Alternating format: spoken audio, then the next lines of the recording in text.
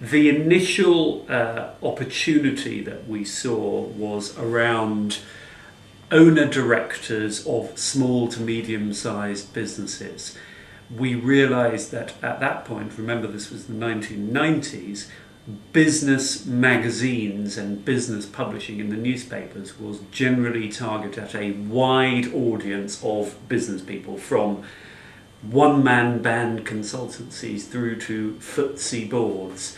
And we spotted that within that spectrum was a group of people who were becoming more influential called entrepreneurs, small business people, owner-directors, whatever you want to call them. And this was a distinct group who spoke their own language, had their own set of considerations, had their own issues that kept them awake at night.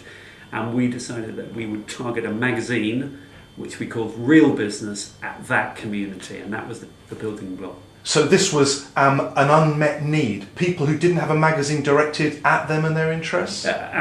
We've felt so, and very quickly after launching Real Business, it became evident that we'd struck a nerve. We were in the advantageous position that we were ourselves a small business at that stage of a dozen people writing about running a small business. So we were able to relate to this readership and produce a magazine that seemed to strike a chord with them and covered the issues that they were thinking about and that they were worried about.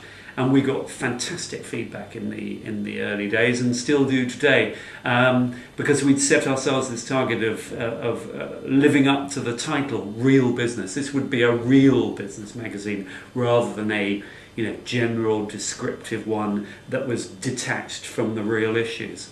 Now, it's interesting that you phrase it like that. I have heard other publishing companies say they will start by talking to advertisers and find a group of people the advertisers want to reach, and then they build a magazine or a website around that. But is it actually the reader that you start with? Remember, you're talking to fundamentally a journalist here, so this is my way of telling the story. One of our original founders, Kate Cazenove, who was our advertising director right at the start, she would tell the story in a slightly different way, and she would say that having sold advertising in general business magazines, she realised that there was a growing need among those advertisers to target specifically people running small and mid-sized companies. So the two things came together, and I think that's probably the way that these things work most effectively. There was an editorial need, an information need, and there was a commercial need as well. Real Business started in 1997. We then launched in 1999 Real Deals, which is a slightly different model. It's a magazine for the European private equity sector, a much smaller sector, probably only 10,000 individuals across Europe. This was to be a subscription-based title, premium price subscription-based title. It's a fortnightly magazine. We started as monthly, but it quite quickly became a fortnightly title.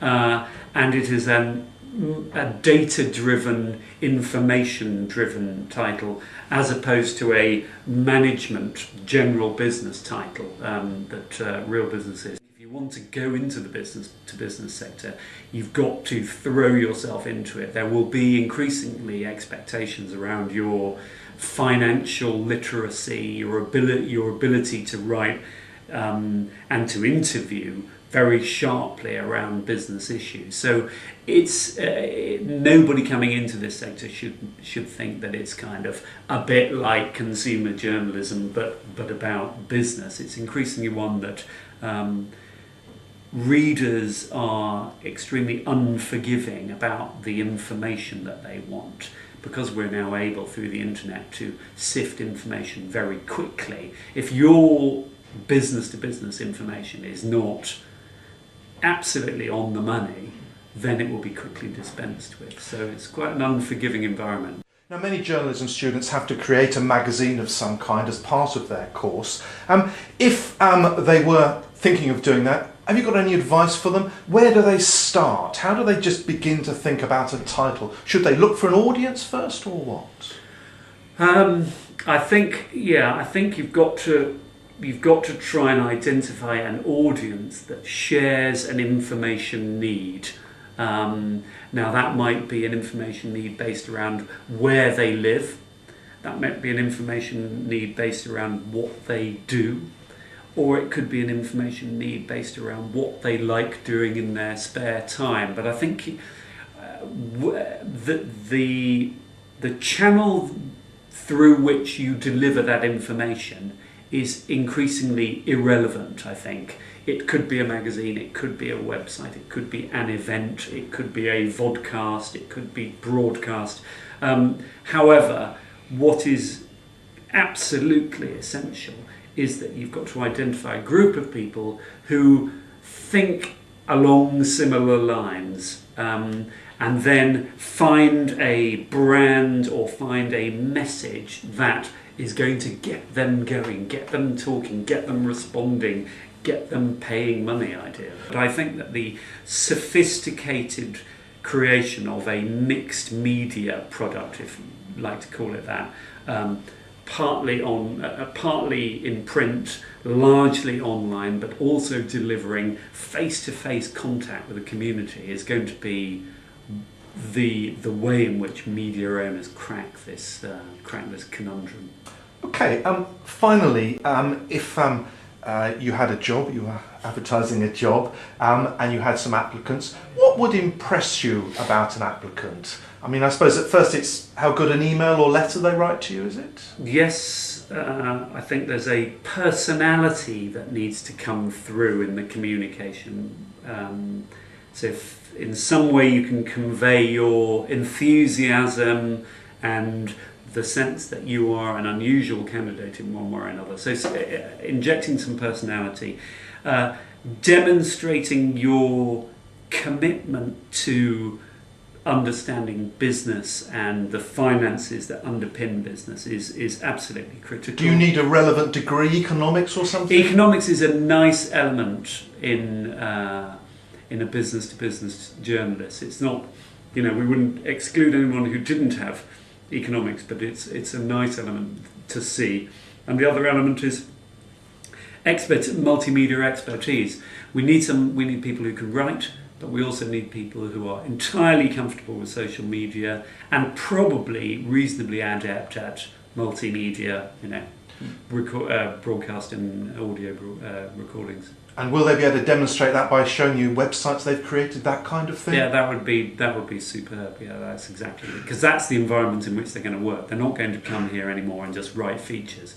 They're going to be writing features, recording interviews, attending events, interviewing people at events, blogging. It's a kaleidoscopic task now, the job of being a business reporter. And do you tend to take people who've come here on work experience? We have done, yes, and it's always a piece of advice that I give, that if you can get your foot in the door, just be present in a publishing environment, you're much more likely to find the role to secure a role if it comes up. One of our reporters who recently moved on from here started off in the marketing department doing circulation. He ended up being a extremely well-respected reporter on the European venture capital scene and has just moved on to a senior editor position. So if you can get in on the inside, when a job becomes available, you'll be the person that the employer turns to, I think.